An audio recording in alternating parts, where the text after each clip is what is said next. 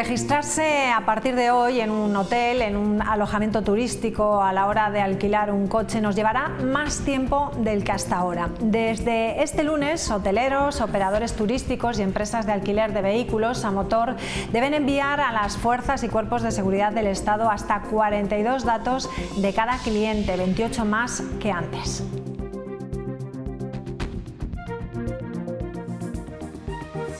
¿Qué tal? Buenas noches. Este nuevo registro de información de viajeros ya es una realidad, así que después de prorrogarse en varias ocasiones, la normativa ha entrado en vigor hoy lunes 2 de diciembre y supone que todas estas empresas que hablábamos tendrán que proporcionar al Ministerio del Interior los datos de sus clientes mediante una plataforma informática. ¿A quiénes afectan? Bueno, pues lo vemos en esta lista de empresas que trabajan con viajeros, es decir, a hoteles, a agencias de viajes, campings, alojamientos turísticos, casas rurales, operadores turísticos y plataformas digitales y también empresas de alquiler de vehículos. Todos ellos deberán reclamar a sus clientes que rellenen una lista de datos. Lo habitual hasta ahora es el nombre, los apellidos, el sexo, la fecha de nacimiento, la nacionalidad, el tipo de documento y la fecha de expedición. Los menos habituales son los datos bancarios o la relación personal que tienes con la persona que te registras, sobre todo si se trata de un menor. Si no lo hacen, estas empresas se pueden enfrentar a multas de entre 100 y 30.000 euros. Bueno, pues vamos a hablar de ello, lo vamos a hacer con Daniel Muela, vicepresidente de la Asociación de Hoteles de La Rioja. ¿Qué tal? Muy buenas noches. Hola, buenas noches, María. Bienvenido. Bueno, cuéntenos, hoy primer día en el que ha empezado a funcionar esta plataforma de registro de viajeros. ¿Qué tal ha funcionado? Bueno, llegó el día, por fin, tras muchos aplazamientos y bueno, hemos ido preparándonos, hemos modificado lo que son los programas de ordenador que tiene cada hotel y hoy hemos empezado ya, hemos reforzado un poquito las plantillas conforme a pedir todos los datos que se nos piden en un checklist que nos ha dado el Ministerio del Interior, que ahora tenemos que, ya veníamos pidiendo una serie de datos en el registro de viajeros, pero ahora se ha ampliado, como bien has dicho, a 42 datos. Bueno, cuéntenos un poco, porque esto no es nuevo, este tipo de información se pide a los clientes desde hace muchos años, pero la novedad es que esto se amplía, los datos, y ustedes se han opuesto, todo el sector turístico, podríamos decir, se ha opuesto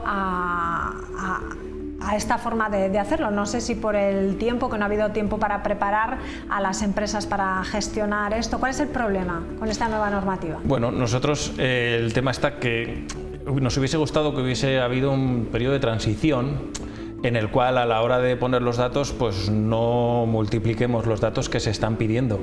Realmente esto va a ralentizar mucho las entradas en los establecimientos, bien cuando la gente va a una agencia de viajes, imaginemos un grupo de un autobús mismo de 50 personas y las personas tienen que darnos todos esos datos adicionales.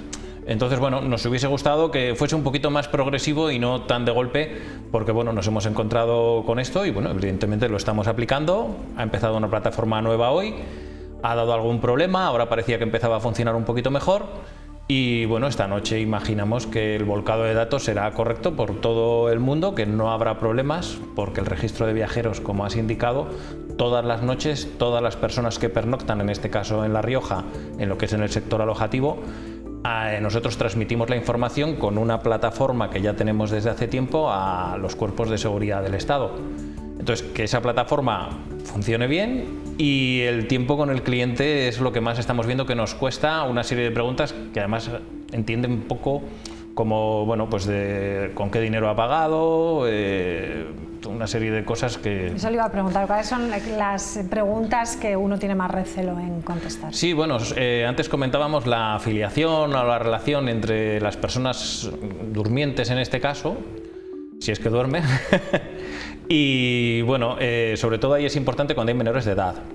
Está muy bien porque al final el fin siempre es pues saber las personas que vienen, por qué han venido y tal, pero bueno, nos estamos encontrando eso con una serie de datos como es por ejemplo el correo electrónico. Pues hay gente mayor que no tiene correo electrónico. Nos han hecho una reserva a través de una plataforma que no tenemos correo, entonces tienen que entrar, nos tienen que proporcionar un correo electrónico, un teléfono fijo. Pues hoy día teléfono fijo tiene poquita gente. Entonces, bueno, estamos descubriendo poco a poco una serie de checks que el cliente se queda un poquito sorprendido, pero bueno, esperamos que a la larga pues se irá desarrollando como todo y irá evolucionando bien. Me imagino también que una vez que uno mete esos datos, a lo mejor ya se guardan, ¿no?, en esa propia base de datos, que no tienes que rellenar siempre toda la información, a no ser que haya cambios, ¿no? Por ejemplo, en el domicilio, en el claro, con clientes, DNI, en la fecha de expedición, por ejemplo. Eso es. Al final, con los clientes habituales, igual que ahora, ya vienen y si ya les habíamos registrado el DNI no había problema. El tema está que ahora, como el domicilio que tenemos actualmente, o si esa persona ha podido venir, pero igual ha venido de ocio y viene con su mujer. Quiero decir, todos estos datos los tenemos que poner, sobre todo los datos que son nuevos. Y bueno, pero vamos, nosotros es verdad que conservamos dentro siempre de los parámetros de la Ley de Protección de Datos para cuando el cliente viene, si no ha habido cambios, que los podamos tener ahí. Claro, normalmente siempre que uno se registraba, a veces solo se pedía el DNI de una persona, ¿no?, de la que iba a pagar, y de la otra persona no se pedía. Ahora ya se piden los dos, pero no hay que pedir la afiliación de esas dos personas, solo en el caso, como hemos dicho, de los menores. Solo en el caso de menores, como bien comentas, y bueno, lo que hablamos de correo electrónico, un checklist que al final son 42 datos, que muchos ya nos los proporciona el DNI, otros nos los van a pasar las propias agencias de viaje.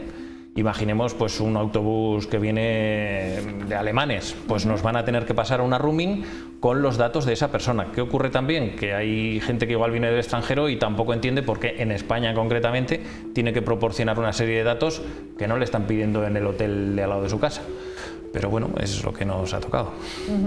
Bueno, hay que decir que esta normativa se ha demorado porque, bueno, había problemas. Antes esta documentación o estos datos, ¿no?, se enviaban directamente a la Guardia Civil y a la Policía Nacional. Ahora Correcto. Es el Ministerio el que lo va a recabar, pero que tiene una función, ¿no?, que es perseguir a delincuentes, grupos terroristas, etcétera, etcétera. A mí me gustaría que la gente supiese que desde enero de 2023, por ejemplo, se ha calculado que se han volcado datos de más de 4, casi 5 millones de turistas o de visitantes, ¿no?, y de ahí se han identificado unos 18.000 delincuentes. Así que esto sirve, ¿no?, por si alguno tiene recelos de entregar sus datos. Sí, al final sirve y bueno, está fenomenal que podamos controlar gente que viene, que bueno, tiene antecedentes, que están pasando un periodo de tiempo en La Rioja. Y nosotros todas las noches volcamos esos datos. Eso siempre se ha hecho y es verdad que ha funcionado. Esos datos que comentabas de esos 4 millones de personas y esas 18.000 personas en las cuales se ha tenido que actuar, pues te encuentras a veces que te aparece la policía en el establecimiento y te dice, mira, que esta persona que nos habéis pasado el dato, pues que tiene una orden de búsqueda y captura o lo que fuere y tal. Entonces, bueno, siempre es bienvenido. Entonces, es ahí donde vamos. Luego, ¿qué pasa? Que ahora, como nos piden más cosas, como incluso la propia tarjeta de crédito, que hasta ahora ni nosotros mismos la manejábamos porque son datos sensibles, pues bueno, estamos todos en un proceso de nueva formación, también con nuestras empresas de protección de datos, para todos esos datos custodiarlos como tiene que ser, evidentemente, y como estábamos haciendo ahora con los propios DNIs. Pero bueno, es un más a más que en este caso ha sido multiplicado. Entonces, desde el sector pues hemos manifestado que nos ha parecido un cambio muy drástico por no tener precisamente lo que hablábamos, esa transición. ¿Esto va a suponer un incremento de gastos para las empresas? Bueno, nosotros ahora, como acabamos de empezar, sí que en aras del puente pues hemos reforzado la plantilla, porque claro, hoy es un día, es un lunes, empieza el puente el fin de semana y hoy no hay mucha gente en los establecimientos. Pero es verdad que tanto el jueves, el viernes, va a venir gente, se van a ir, digamos, en el buen sentido, agolpando en las recepciones. Y nos exige a cada persona, antes hemos detectado si ya nos ha pasado datos, agencia de viajes, etcétera, pero hay mucha gente que le tendremos que pedir una serie de datos que no tenemos. Esto va a incurrir en un gasto evidentemente mayor de personal, por lo menos hasta que la cosa ruede, y luego también hemos tenido un gasto adicional, lo que es en los programas informáticos, en esas actualizaciones a esos nuevos ficheros. Claro, porque estos datos ustedes tienen la obligación de guardarlos durante 3 años, ¿no? Sí, nosotros tenemos que guardarlos y bueno, porque en un momento dado pues nos los pueden pedir y los ponemos a disposición. ¿Esta nueva normativa está ya cerrada? ¿Esa checklist que comentabas está ya cerrada o hay un periodo para alegaciones, podríamos decir? Sí, a ver, sí, lleva razón. A ver, al final lo que se nos ha transmitido es ese checklist en los cuales vamos rellenando, poniendo lo que tenemos. ¿Qué va a ocurrir, por ejemplo, eso, cuando una persona nos diga, oye, yo no tengo correo electrónico? Pues pondremos, no lo tengo. O, mira, es que yo no tengo teléfono fijo, tengo un teléfono móvil, y la gente no tiene que ser recelosa a la hora de dar un dato personal, porque hay gente que incluso antes nos pasaba que hasta les costaba un poco dar el DNI. Ya les explicas, bueno, pues que hay una normativa y que estaban obligados. Entonces, bueno, es donde vamos a ver cómo evoluciona, cómo vamos pasando el dato. Teóricamente es inamovible, pero vamos a ver a la hora del volcado de datos y la reacción con la gente y todo, cómo vamos avanzando. ¿Y se les ha pasado por la cabeza que hay algunos que no den sus datos correctos? ¿Eso se sabe de alguna manera cómo se va a poder comprobar? O... A ver, a la hora... Nosotros tenemos el DNI, la mayoría tenemos lectores de DNIs, de pasaporte, entonces esos son unos datos que siempre además hemos guardado con mucho celo, y súper importante cuando estabas hablando a nivel del registro de viajeros y saber qué personas están pernoctando en nuestra región y en España. Entonces luego, a la hora de decirle a una persona quiero este dato y que me dé un dato erróneo, que sea un dato, no voy a decir menos importante, pero como puede ser ese correo electrónico, imagino que por si el Ministerio de Interior se tiene que comunicar con él, no lo sé. Entonces, en ese dato que él nos diga un correo y que ese correo no sea el cierto, nosotros tenemos la obligación de pedirlo, nosotros lo vamos a manifestar, es el que nos ha dado el señor y entendemos que nos lo está diciendo bien, pero así como un carnet de identidad es inamovible, ciertos datos o el teléfono fijo de su casa, pues bueno, es que si yo le llamo a usted y lo tengo delante, usted no va a estar en su casa para levantármelo. Pero bueno, vamos a ver. Vamos a ver de qué forma, ¿no?, se ajusta eso a la realidad, porque la picaresca española siempre ha estado ahí. Que no dará sus datos. Bueno, estamos a las puertas de un puente. ¿Cómo se presenta? Bueno, es un puente muy bueno, es un puente además de 3 noches. A La Rioja siempre los puentes cortos nos vienen bien, porque al tener 2 días festivos que a veces se juntan con fin de semana, cuando la gente tiene 5 o 6 días suele elegir otros destinos. Nosotros, es verdad que La Rioja está de moda y para un puente de 3 noches fenomenal. ¿Qué ocurre? Pues que el resto de días, como este lunes, martes, miércoles o a partir del domingo, pues es una época baja. Pero el puente, las perspectivas son muy buenas en toda La Rioja además. Bueno, pues esperemos que sea así. ¿Qué tal ha sido este 2024? ¿Qué le pedimos a 2025? Bueno, a 2025 yo creo que le pediríamos por lo menos que sea como el 24, que no nos traiga dolores de cabeza el registro de viajeros y su ampliación. Y bueno, es verdad que ya hemos dejado todos esos años malos. 2023 fue un buen año, 2024 se ha reafirmado mucho La Rioja como destino, un destino de interior que tanto extranjeros como gente a nivel nacional le gusta y repite, y seguir en la misma línea en el 2025. Bueno, pues esperemos que así sea y que sea un éxito este puente, que desde luego la gente vive en la calle, se ve ambiente en la calle, así que no creo que vaya muy mal. Gracias, Daniel Muela, por estar con nosotros y hasta una próxima ocasión. Muchas gracias. Gracias. Gracias. Bueno, hacemos un pequeño descanso, nos vamos a publicidad y enseguida regresamos con la tertulia. Hasta ahora.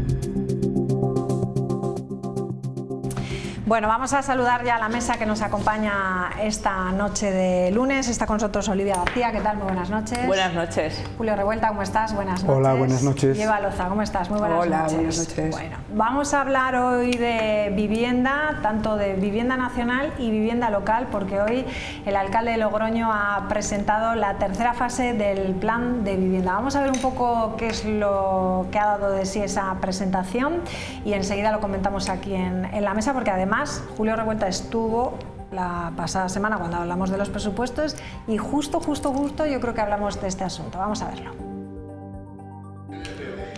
El alcalde de Logroño ha dado a conocer la tercera fase del plan de vivienda, la más amplia en cuanto al número que se pone a disposición sobre todo de los jóvenes en régimen de VPO. 136 nuevas viviendas protegidas repartidas a lo largo de 10 parcelas en toda la ciudad de Logroño. Viviendas, ha recordado Escobar, que son posibles porque forman parte del patrimonio municipal de suelo. El mejor uso social que puede tener el patrimonio municipal de suelo es transformarlo en vivienda y fundamentalmente en vivienda protegida. En los criterios que se establecen en el pliego para la adjudicación de las parcelas, el precio será el que tendrá una valoración mayor. Cualquier iniciativa pueda mejorar ese precio, pero no puede superar el 60% en la valoración. También las características del proyecto. Que pueda tener cerca algún tipo de aparcamiento, que pueda tener posibilidades de que en los bajos se alojen espacios comerciales. Un ejemplo de buena gestión, ha dicho el alcalde, del que el ayuntamiento también obtendrá beneficios. La previsión es que, como mínimo, el ayuntamiento espera recibir al menos 3.590.000 euros. Que espera atraiga el interés de los promotores.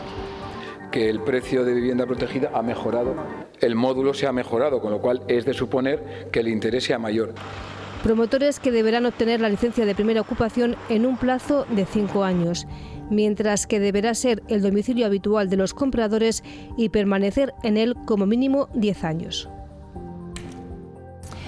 Bueno, pues vamos a ello. Venta de 10 parcelas de suelo, viviendas de protección oficial unas 136. Esta es la tercera fase de un plan de vivienda municipal en el que al principio se anunciaban como unas 200, ahora tenemos más de 400 y bueno, pues a ver si vemos algo de lo que por ahora se va anunciando. No está mal que se anuncien las viviendas de protección oficial, pero que todavía no hemos visto muchas. Bueno, esto es un plan pequeñito, pero sí es un plan de vivienda pública, porque van a ser para viviendas de protección oficial. Las dos fases anteriores han pasado muy desapercibidas.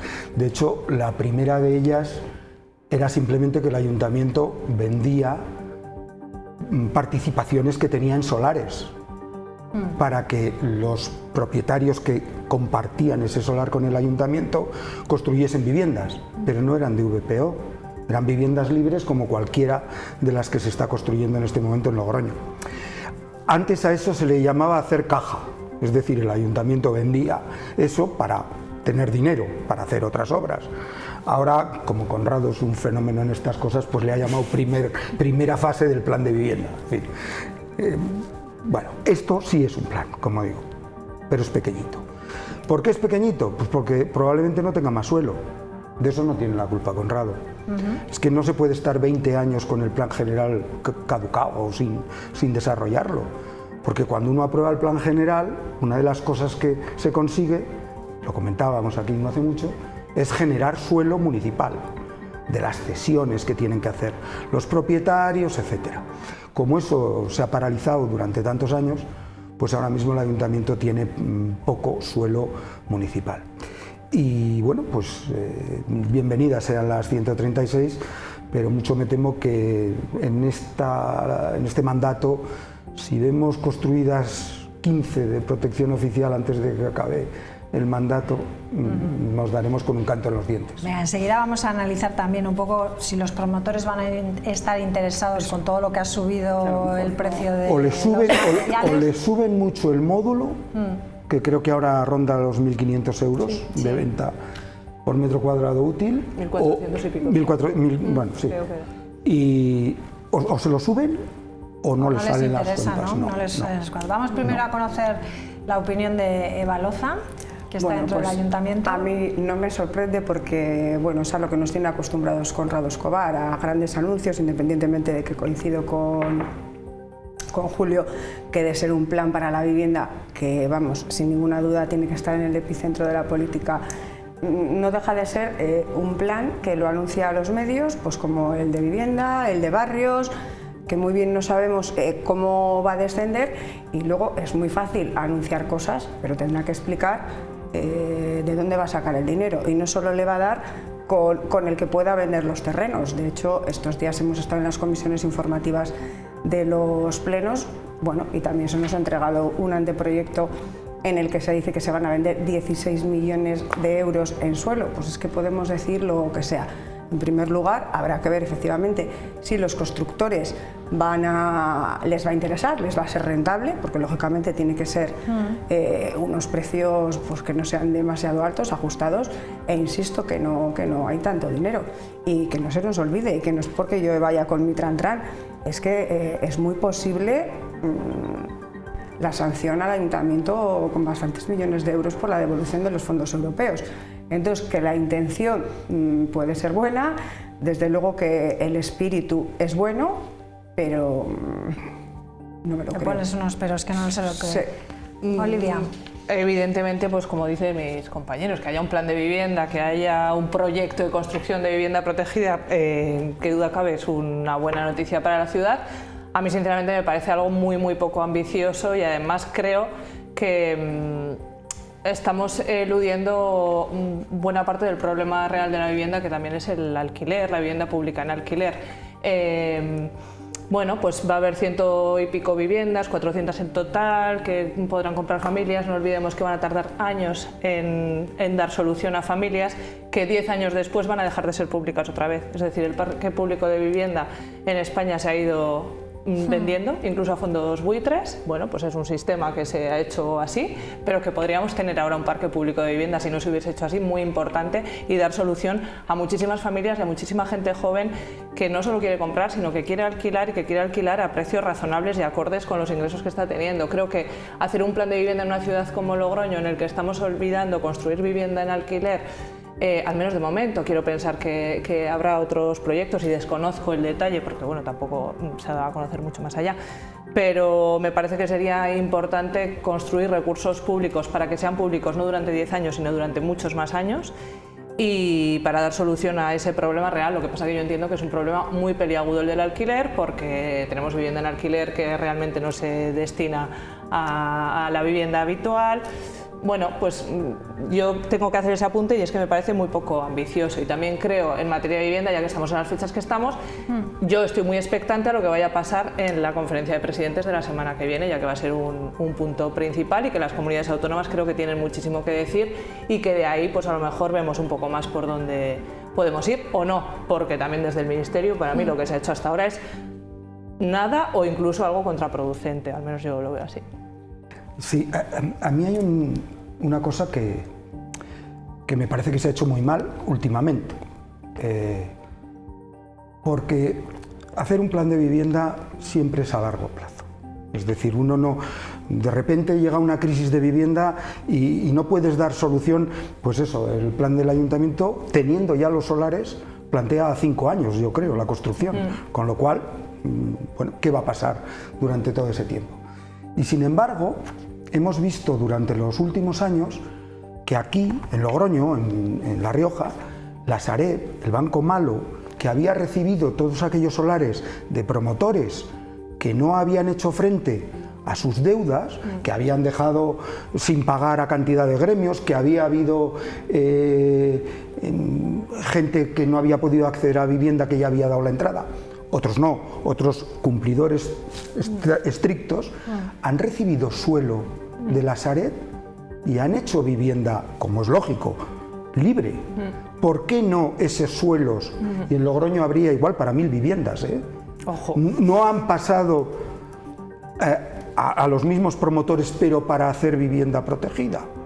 Lo que ha hecho el alcalde hoy lo podían haber hecho desde el Ministerio de Vivienda, bueno, no sé si hay ahora Ministerio de Vivienda, desde el Ministerio de Vivienda, perfectamente, desde la Sareb, porque eran propietarios de suelo público, porque ya era, la Sareb es mayoritariamente del Estado, y muchas de las últimas promociones que hemos visto en Logroño construir, y no voy a detallar ninguna, pero muchas, provienen de esos suelos. Esos suelos el Estado los podía haber puesto para viviendas protegidas, y hoy tendríamos acabadas en construcción y en proyecto, yo calculo que solo en Logroño en torno a las 1000 viviendas, y más que puede haber. pero es que la Sareb sigue vendiendo esos suelos a promotores para que hagan vivienda libre, cosa que no entiendo de ninguna de las maneras. No entiendo que el presidente de gobierno anuncie una gran empresa de vivienda, pues ya la tiene. Si lo que tiene que hacer es vivienda protegida en el suelo que pueda disponer.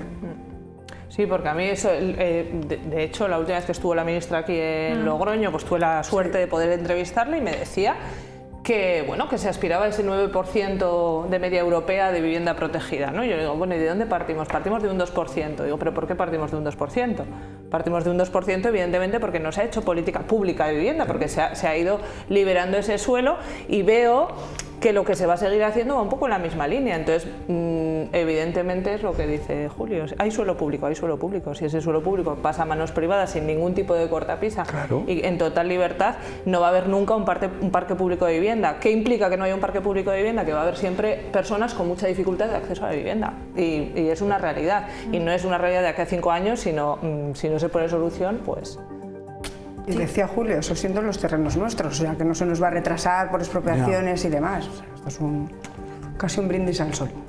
Y es un problema generalizado, pero principalmente para los jóvenes, que ven cómo pues, tienen dificultades de acceso al empleo y de acceso a la vivienda principalmente. Bueno, ¿y cómo puede hacerse más atractivo que los promotores quieran hacer vivienda pública? Porque un porcentaje de las viviendas privadas que dan, pues de ese bloque de viviendas, X porcentaje tiene que ir a vivienda pública.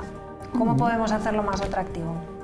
Bueno, pues casi regalando el suelo o haciéndolas directamente con constructores. Es decir, yo no creo en hacer un parque público que lo controles absolutamente tú desde las administraciones. Creo en que las viviendas protegidas las puedan promover, construir la iniciativa privada. Pero como decía Olivia, no para ser revendidas en 10 años a precio libre, sino para que se queden como viviendas protegidas, y cuando tú ya has estado un tiempo usándola y ya has llegado a mejor fortuna, has ganado más dinero, tienes otras posibilidades, poderte comprar una vivienda libre, pero esa protegida dejarla a otra persona a la que se la vendes, actualizando el precio, naturalmente. Pero bueno, eso sería un sistema... De eso ya se ha hablado, ¿no? Sí, pero se ha planteado. Mira, cuando el ayuntamiento en el que yo estaba sacábamos esas viviendas, creo que estaban entre 20 y 25 años, me parece que era el nivel de protección. Sí. Y como luego llegó la crisis, se cambió y se quitó. Y entonces ya llega lo que se dice descalificar las viviendas que se habían calificado de protección oficial, se descalificaban y entraban en el mercado libre, con lo cual las has perdido para siempre como vivienda pública. Eso es algo que tendríamos que tener muy en cuenta, porque en Logroño hay construidas por las diversas corporaciones y también por la comunidad autónoma, ahí estaba el de Gastea, muchos miles de viviendas que han sido protegidas en origen y que hoy ya no tienen esa protección, y algunas que desaparecerán, todavía serán protegidas. Y claro, entonces sí que tendríamos un parque no en manos de la institución, claro, pero sí con un precio máximo controlado y público. Sí. 2,5 millones de viviendas públicas tendríamos en España si no hubiese pasado. Exactamente, Mira el dato. Y a mí es que me parece que la clave tiene que ser esa, es decir, si tú como comprador tienes unos beneficios al acceder a una vivienda pública, también tendrás unas obligaciones a la hora de vender, porque seguirá siendo pública. Exactamente. O sea, la podrás vender a partir de 10 años o no venderla nunca, pero esa vivienda tendrá que ser. Lo que no puede ser es que se construya una vivienda para especular. Hombre, eso estaría ya fuera de toda... Bueno, pero es lo que ha pasado, es lo que ha pasado. Siempre hay. Pero es que también, igual es la fase 2 del plan de vivienda del Ayuntamiento de Logroño, también se han vendido 16 viviendas sin ningún tipo de requisito, o sea, el requisito de que no se tuviera una segunda vivienda no existía, por ejemplo. Entonces, claro, también ahí hemos estado encima pensando que también se podría dar ese... Y los compradores podrían ser personas jurídicas también. Bueno, vamos a escuchar a Sánchez, como decías, Julio, que anunciaba esa empresa pública de vivienda, dice que no va a dar un paso atrás, y ya mezclamos un poco con el Congreso del PSOE, apremia al Partido Socialista a ganar poder territorial, e Isabel Rodríguez hoy ha dicho que esa nueva empresa pública de vivienda servirá para combatir a las comunidades que no aplican la ley estatal. Quiero hacer un anuncio importante a todos los españoles. El Gobierno va a crear una gran empresa pública de vivienda capaz de construir y de gestionar viviendas desde la Administración General del Estado. Bueno, ¿qué os creéis de esta? Esto es mejor que no lo cumpla, que cambie de opinión. Como él no miente nunca, pero suele cambiar de opinión. En esto puede cambiar de opinión y hacer las cosas con lo que tiene ahora. Bueno, no hace falta ninguna empresa pública más, ni que coloque amigos, aunque sepan. Nada, no, eso no hace falta para nada. ¿Tú crees que esto le va a servir eso para combatir y ganar terreno en las...? ¿Esto? Sí. No creo. Como él ha dicho, ¿no?, que va a tirar por ahí. Pues lo tiene claro, no sé. Pero sí es lo que decíamos, es que un plan de vivienda requiere muchos años y no tiene ni la empresa. Hombre, pues que empiece ya con los suelos de la Sareb y con la Sareb y SEPES, no tiene a SEPES como empresa pública, que uno de sus objetivos es vivienda. Igual es que se le ha olvidado, no lo sé. ¿Cuál sería la novedad entonces en esta empresa pública? Pues que ahora está de moda la vivienda y tenemos que anunciar algo. Entonces, pues bueno, la sensación es una ocurrencia, vamos. La sensación que me daba dentro del contexto en el que hizo ese anuncio, que además fue una intervención después de un congreso del PSOE, ya voy pasando a esto, después de un congreso del PSOE que ha estado bastante lacio en general, bajo mi punto de vista, llegó Pedro Sánchez en la última jornada y volvió a levantar a las masas y a convertirse en el líder que, bueno, que guste o no guste, ha demostrado que es, ¿no? Sí. Entonces, a mí, sinceramente, la sensación que me dio ese anuncio era pues que estaba haciendo lo que hace muy bien Pedro Sánchez, que es un debate ideológico en el que enciende una mecha sabiendo que la semana que viene vamos a esa conferencia con presidentes autonómicos, con una gran mayoría de presidentes autonómicos del PP que van a ir con la escopeta cargada. O sea, me parece un poco pues ese debate político, porque yo la intervención de Pedro Sánchez de ayer la vi con una carga ideológica brutal que no había visto en ninguna de las intervenciones del Congreso. Tampoco he visto todas, pero lo que he ido siguiendo, lo que he ido leyendo, me parece que estaba bastante bueno. Que llegaron con el ánimo muy bajo, con toda la razón, porque el partido está en el punto en el que está, pasando muchas dificultades ahora mismo, la verdad, pues bueno, pues temas judiciales, muchos ataques, también hay que decirlo, de muchos flancos, algunos con razón, otros partiendo de unos bulos tremendos, una falta de liderazgo autonómico importante. Está en un partido en un momento complicado. Entonces yo vi que ayer Pedro Sánchez volvió a hacer pues un Pedro Sánchez, ¿no? Ese ave fénix que aparece y tranquilos todos, va a ir bien, y me dio un poco esa sensación en esa clave. Creo que se volvió a erigir como el líder que es, insisto, guste o no guste, ahora mismo el Partido Socialista es Pedro Sánchez, por mucho que no le guste a otras ideologías y que no le guste a parte de su propio partido, empezando por Felipe González, si es que sigue siendo socialista Felipe González.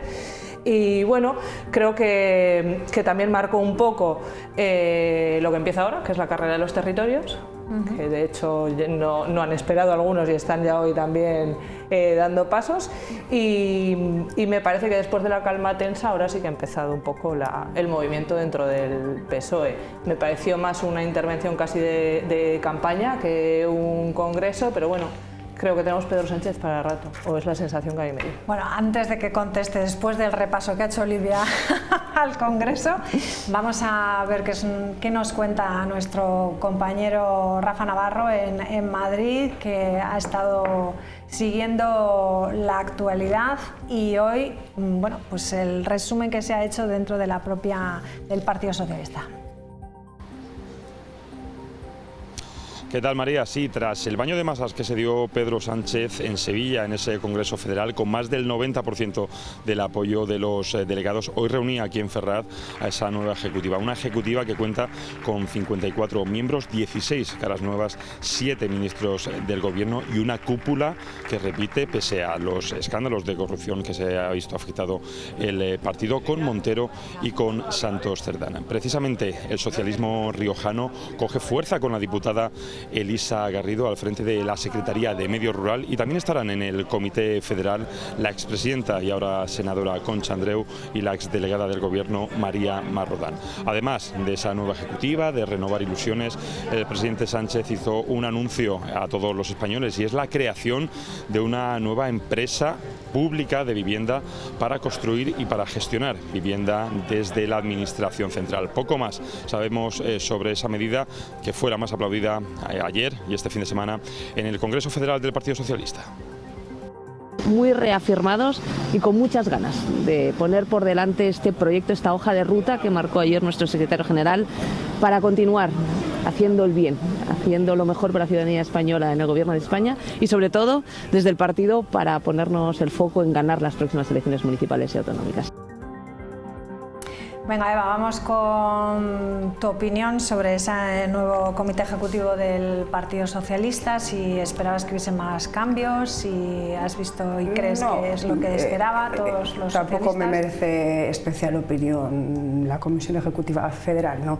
Lo que sí que le quería contestar a Olivia, que lógicamente yo no puedo admitir que el PSOE sea Pedro Sánchez. Estaríamos hablando de otro tipo de partidos si el PSOE fuera una persona. Pero sí que es cierto que, como bien dices, es un líder, nos gustará más o menos, pero es un líder.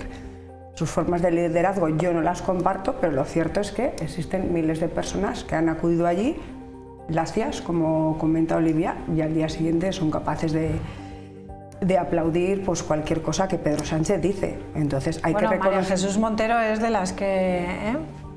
Entonces, no solo es que sea un líder, sino que creo que será digno de análisis por los siglos de los siglos. ¿Cómo lo has visto? Menos mal que querías criticar un poco a Olivia. Sí. No sé. No, criticar a Olivia, no. Lo que tiene tironcillo dentro del PSOE, sí, está claro. Que es el secretario general del partido. Yo me niego. Bueno. Hombre, pero con la que le está cayendo, sí, que siga levantando hacia las masas. A mí me parece, pero es que a mí no, escucha, un personaje único. Pero es que a mí no me alucina él, a mí me alucinan las masas.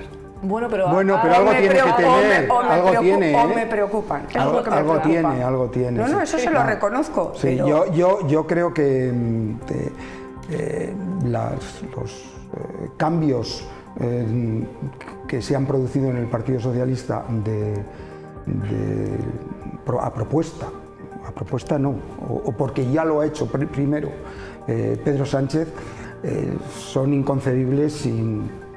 Escuchamos a muchos miembros del Partido Socialista, y no hace falta ir a Felipe González, hace tan solo 3 años o 4 años.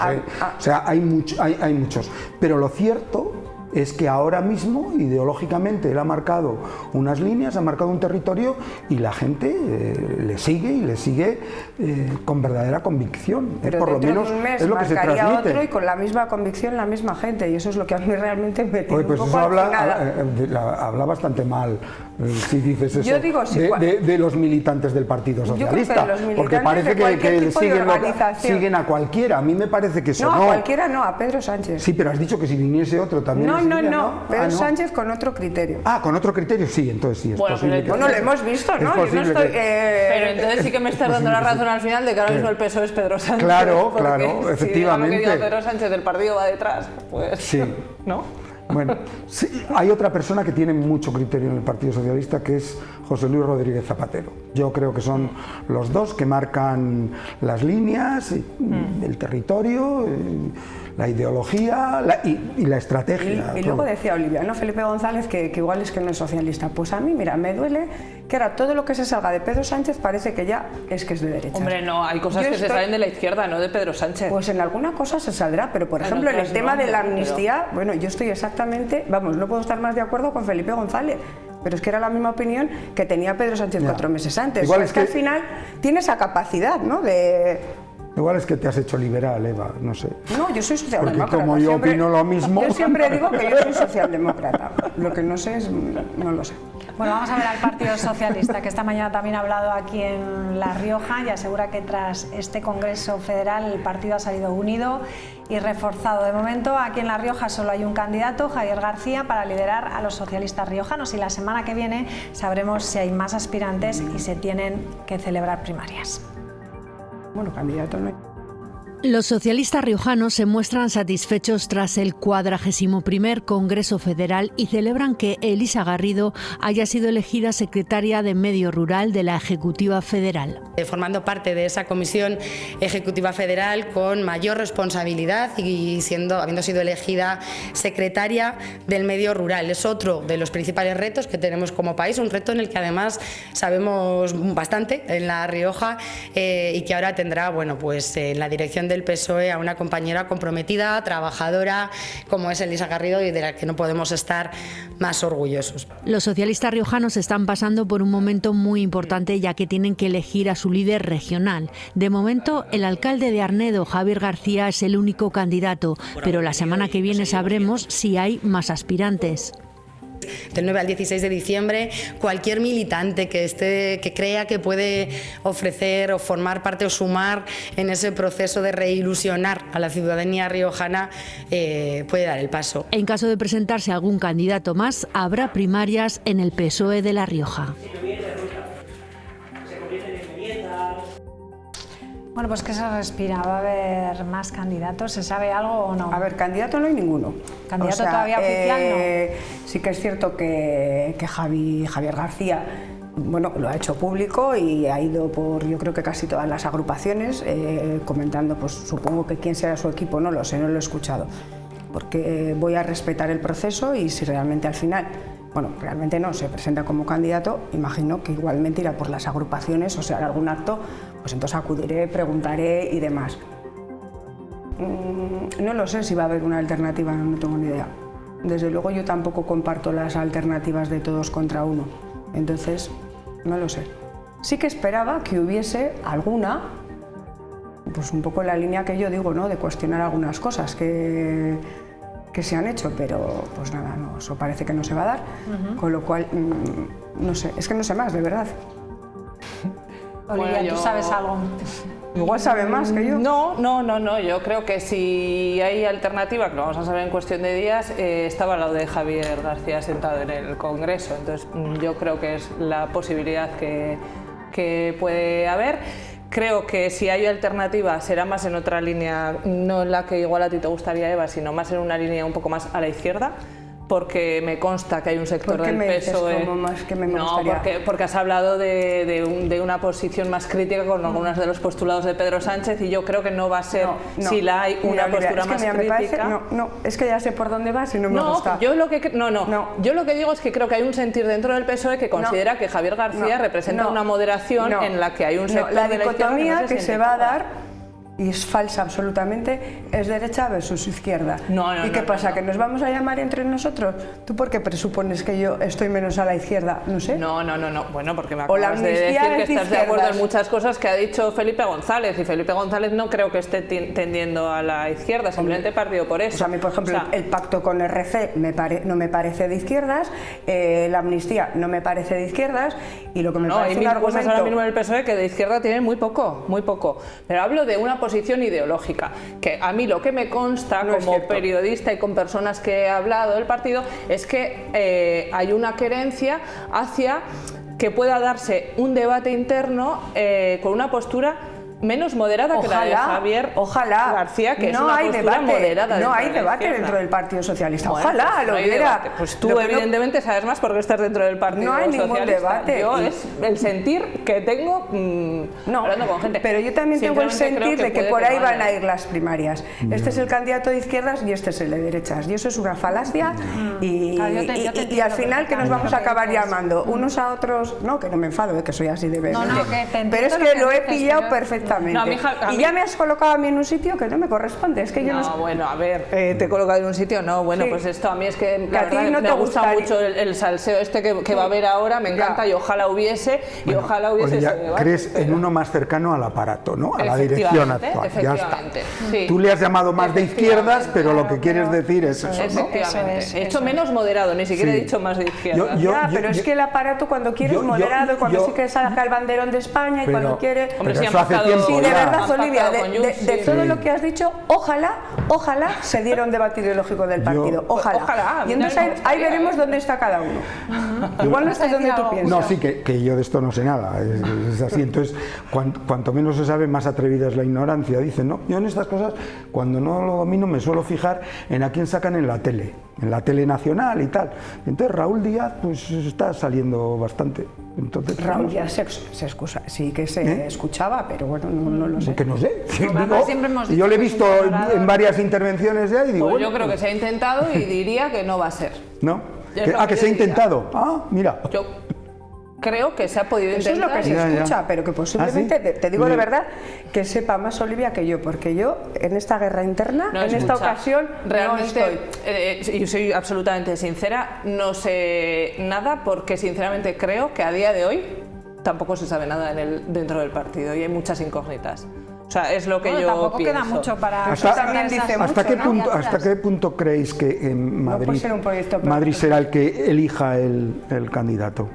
¿O simplemente del visto bueno? Yo creo que Madrid tampoco va a tener nada en contra de Javier García, sinceramente. Vale. Pero sí creo que en el punto en el que está el partido, a lo mejor a Madrid sí podía interesarle que se dieran unas primarias. Es la sensación que yo tengo y es solo una sensación. Pero tampoco creo que desde Madrid se tenga nada en contra de la candidatura o del proyecto que va a representar Javier García. También creo que tenemos que tener muy en cuenta en qué posición estamos en La Rioja. O sea, creo que a nadie se le escapa que en el punto en el que estamos ahora mismo, con una mayoría absoluta del PP, a menos de 3 años de las elecciones, el candidato que vaya a las elecciones de 2027 va a lo que va, que es a intentar hacer el mejor papel, pero ya sé que bueno, ya no voy a decir una vulgaridad, pero bueno, quiero decir que también... Que tiene muchas papeletas para perder, ¿no? Sí, también creo que el partido ahora mismo no está mirando a 2027, sino que está mirando a una recuperación, a quién puede liderar esa recuperación, a quién puede poner las fechas las fichas en el tablero para mirar más allá, o al menos creo que es lo que deberían hacer, porque sinceramente yo 2027 casi doy por hecho lo que va a pasar, que bueno, nunca se sabe. Pues ojalá, ¿no? Bueno, ¿y qué os parece el papel de Feijóo con esa declaración que ha hecho? Aguanta, Pedro, no dimitas, no mereces irte, con un mínimo de honor vamos a echarte los españoles. Vamos a escucharlo. Aguanta, Pedro, no dimitas porque no te mereces irte, con un mínimo de honor. Aguanta, Pedro, porque te vamos a echar los españoles libre y democráticamente. Lo vamos a hacer libre y democráticamente. Yo no quiero un partido de culto al líder, sino un partido exigente con quien ha de liderarlo. Bueno, pues dice que Sánchez no dimite porque no tiene dónde ir. ¿Qué os parece un poco pues estas declaraciones? Pues es que refuerzan el liderazgo de Sánchez. Es que realmente Feijóo... ¿No le ves con carisma de líder? La verdad es que no. Bueno, me hace mucha gracia que diga Feijóo no quiere un partido de líderes cuando tiene una lideresa en su partido que pincha y corta. Igual no quiere un partido de líderes porque no es el líder real de su partido, y porque mucha gente creo que dentro del PP se está dando cuenta de que aquellos que decían mejor que se quede en Galicia llevan razón. Entonces a lo mejor es a mí me ha decepcionado, a mí como presidente de la Junta, a ver, no compartía su ideología, pero me parecía otra cosa. No creo que sea el mejor líder de la oposición en este momento. A mí me parece que si lo ha dicho en serio, pues ha sido un poco desafortunado. No, ha pretendido ser irónico, pero es que... Si ha pretendido ser irónico, a pesar de ser gallego, no se le da muy bien, se le daba mucho mejor a Rajoy. Claro, la ironía la tienes que saber hacer, ¿no? Entonces le ha quedado como violento, me parece a mí, agresivo. Como matoncillo. Agresivo, sí, no sé, no creo que haya sido de sus mejores momentos. Claro, porque ¿cuál es el papel aquí de Feijóo? También queda como de víctima que no tiene apoyos para una moción de censura. ¿No es mejor a lo mejor presentar un proyecto y convencer a la moción de censura a los socios ahora de Sánchez para...? Claro, él siempre se había negado a la moción de censura porque no le daban las cuentas, y de repente ha sido él el que ha vuelto a poner en el foco la moción de censura, total, para tenerse que echar atrás. Yo no sé qué esperaba, ¿no? Entonces a mí me parece que Feijóo necesita, por lo menos hacia el exterior, afianzar un liderazgo, una personalidad, una línea de trabajo. Yo creo que despista un poco sus planteamientos, ¿no? No acabamos de ver qué es lo que va a hacer después. El otro día me comentaba con una persona que decía, yo es que no sé si le votaría a Feijóo, porque creo que no va a cambiar nada de lo que están haciendo los socialistas. Y es verdad, o sea, no tenemos claridad de decir yo voy a hacer esto, o sea, no va a haber amnistía y lo que voy a hacer va a ser esto, o claro, no va a haber ley mordaza y va a ser no sé cómo. Mira, yo creo que le falta, ¿no? ¿Qué es lo que...? Mira, eso es. Sobre todo toda la gente que está en medio, que está dudando, que la emoción hace mucho, las masas y demás, pues yo creo que hablo con muchísima gente del PP, eso no significa ser de derechas, pero bueno, con mucha gente del PP, votantes, militantes y demás, y se identifican mucho más con Isabel Díaz Ayuso, porque estamos en un momento que pasa un poco como con Pedro. Yo no comparto nada con Isabel Díaz Ayuso, pero le reconozco un algo. Y la gente se identifica con ello. Le ven una mujer con dos narices y es lo que está buscando la gente.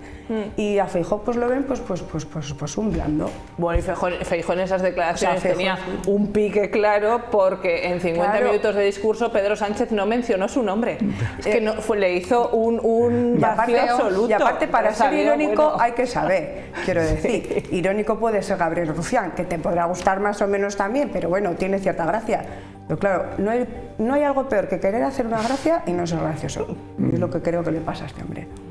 Creo que tiene mucha frustración, Feijóo, y la entiendo. Es que el liderazgo de Ayuso compite mucho mejor con Sánchez que el liderazgo de la forma, digo, de hacer política y sus declaraciones, y va por él. Y es que además Sánchez se vuelve contra ella. Es que es así. Bueno, pues así está la política, señores. Así lo vamos a dejar, vamos a concluir. Mañana os espero en la gala de Promecal. Os espero a los tres. No nos pasado mañana, ¿no? ¿Es pasado mañana? Sí, claro que sí, yo ya es que no sé. Corras. Yo es que como tengo que ensayar. Quiere que vayamos a coger sitio. Ya, a coger sitio. Oye, pues que no es broma, que viene mucha gente a que coger sitio. Mañana voy a ir a lo que organizáis a la UNIR, que me parece muy importante. En la UNIR, es verdad, un foro que tenemos por la mañana, que es muy interesante, sobre redes sociales, sobre jóvenes y sobre salud mental de los jóvenes. ¿Vas a estar? Súper importante, voy a estar. Pues entonces te voy allí. Vosotros estáis trabajando y tú estás en tus cosas. Muy bien. Pero el miércoles, que es que si no, yo os decía que hicieseis fila en Rioja Forum. Hagáis como en la silla, que se iba a quedar súper bien, ¿no? Que estéis allí los tres guardando el sitio. Bueno, muchísimas gracias a los tres. Gracias. Como siempre. Pues nos vamos, les dejamos ya con nuestros compañeros de deportes. Adiós, buenas noches.